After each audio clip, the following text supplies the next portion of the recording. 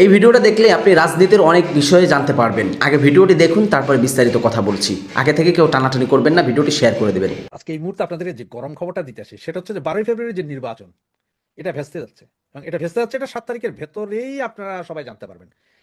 6 তারিখ বা 7 তারিখে ডিক্লারেশন হয়ে যাবে যে এই নির্বাচন হবে না। এবং আজকে রাতে এখন পর্যন্ত যদি নাও জেনে থাকেন, আগামীকাল থেকে দেখবেন যে বিএনপি পিছু টান দিচ্ছে। কারণ বিভিন্ন জায়গায় বিএনপি পেচকিতে পড়ে গেছে, বিএনপি নির্বাচন বয়কটের চেষ্টা চলছে, বিএনপি বয়কট করেও দিতে পারে এবং করে দেওয়ার সম্ভাবনাই 80%। তাহলে থাকলো বাকি দুই, জামাত আর এনসিপি, এই দুইটাকে দিয়ে নির্বাচন হবে না। এখন আপনারা বলতেন যে হঠাৎ কেন বিএনপি এখান থেকে, তার কারণ হচ্ছে যে আপনি দেখেন যে এই যে নির্বাচন নিয়ে মানে হা না ভোট নিয়ে সরকার যেভাবে প্রচার প্রচারণা, এটা হয় না।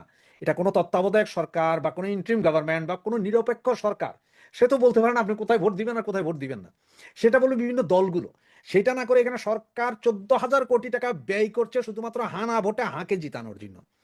যেটা নিয়েই প্রথমেই বেজে গেল যে পেস্কি, এবং বিএনপিকে হুমকি ধমকি দেওয়া হচ্ছে, বিভিন্নভাবে দেওয়া হচ্ছে, যার কারণে সম্ভবত গতকাল তারেক জিয়া কোনো এক জায়গায় হ্যাঁ ভোটের পক্ষে বলেছেন। কিন্তু হয়ারাজ যেখানে বিএনপির লোকজন, এই যে আমি যেখানে থাকি এখানে যে পোস্টাল ব্যালট দিয়েছে সব না ভোট ছিল, সবাই না ভোট।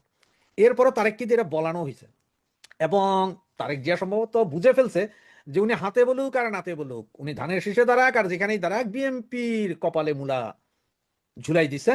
মানে ওই যে গাধারে যেমন সামনে গাজর ঝুলাই দিয়ে দৌড়ানো হয়, ওই রকম ঝুলাই দিছে, ওনারা ক্ষমতায় যেতে পারবেন। এটা সম্ভবত বিএনপি বুঝে গেছে যদি সুবুদ্ধির উদয় হয়।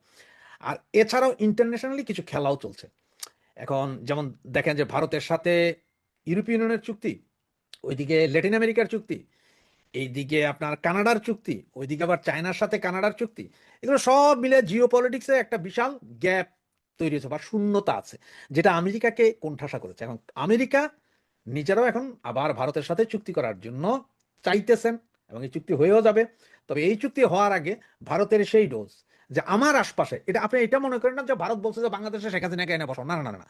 ভারত বলছে যে আমার আশপাশের যে দেশগুলো আছে এগুলাতে অস্থিতিশীল পরিবেশ থাকলে আমার ক্ষতি, সুতরাং আমি চাই এখানে স্থিতিশীল পরিবেশ থাকুক, কোনো মৌলবাদীর উত্থান না হোক। আর এই মৌলবাদীর উত্থানটা এখন এই মুহূর্তে কোথায়? বাংলাদেশে। সুতরাং এইটাকে ঘাট চাইপা ধরতে হবে।